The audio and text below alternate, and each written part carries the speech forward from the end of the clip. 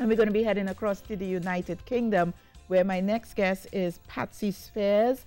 And Patsy is a Trinidad and Tobago national who has been living in England for over 30 years. She's lived and worked in Waltham Cross, Hertfordshire since 1986, and she's currently the local borough councillor for Waltham Cross Ward.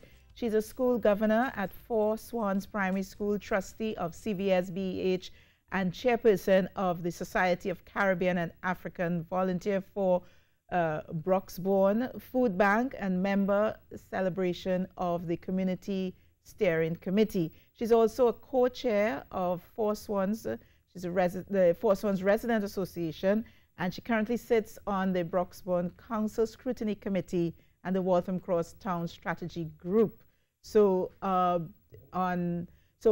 Patsy Spears is very active in the United Kingdom, and we have her on the line right now. Good morning, Patsy. Good morning. And we're very happy to have you on the line with us. You are out there in the United Kingdom. Europe is now the epicenter of the pandemic. The UK is not in as bad a situation as, let's say, Italy. But can you give us an idea as to what's happening now where you are? Well, I personally am now in social isolation with my husband. I've not left my house for 3 days now. I think it's beginning to take hold. Unfortunately or fortunately, we've had lovely weather. And I think in England, as soon as the sun comes out, and it's a good day, everybody wants to head for the beaches and to the nearest pub. So yesterday we had a lot of people out.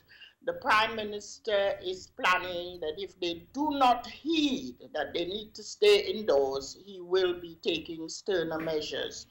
So the pubs and the pubs, and I know that every little village has its local. It's called the local there, the pub.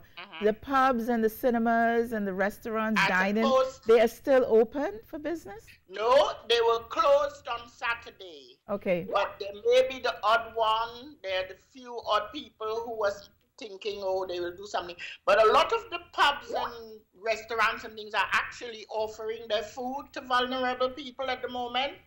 But I'm not sure what happened yesterday. I think a lot of people went to the riversides and to the beaches.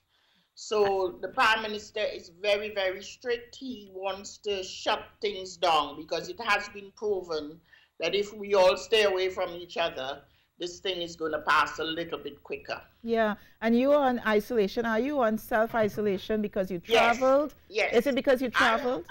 Unfortunately, because of my age. Right, okay, okay. And also I have a husband who he's not unwell, but he would be in that group. This morning, this morning or this week, the government are sending letters to all the vulnerable people who need to self-isolate for up to 12 weeks. 12 weeks. So far, we've not had a letter drop through the door yet, but I'm not sure. The GPs are deciding who are the most vulnerable in the community, and they will be sending letters telling them that they have to self-isolate for 12 weeks. So that should be coming out this week, probably this morning as we speak. So with you and your husband having to self-isolate, how are you guys coping with things like groceries and pharmacies? Is it that you have a dial-in service and it's delivered to you? How does that work?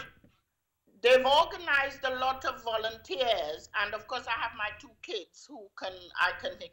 But I had a little 3-second sort of panic when I rushed off and bought things, and then I caught myself and thought, this is ridiculous. So we have enough food to last us for about a week or 2 weeks, but there's a whole team, and you know what, the community has really come together. There's a whole team of volunteers waiting there to, just a phone call away. They're also opening the shops at specific times for nurses and for seniors. That we can you double qualify. You double qualify. Yeah. Right. Yeah, I'm afraid I do qualify for that. I'd forgotten until I thought, oh, actually, I'm in that group. So I was off with my little thing, and it was nice to just walk about in the shop. But I mean, there's a lot of people who are exploiting this. And as I'm sure you all have heard, the toilet papers were the first things to go. And I couldn't figure out why. I thought maybe there was a gastric flu or something. But we have got food, we have got toilet paper, we have everything. It's just that the crazy people need to stop rushing and buying it and allow the drivers to go and get the stuff at the warehouse and bring it back to the shops. So we have food. We're not going to go hungry. All right. Well, Patsy Spears, you know, I know that you've served on a number of committees and boards and so on. So I'd imagine you're working from home right now because you're in isolation. At least, as you said, could be up to 12 weeks. We're going to have to leave it there. But it was a pleasure chatting with you, Patsy. And be safe. Can I say hello to all my family in Trinidad and Tobago? Well, you just did. Thank you so much, Patsy Spears.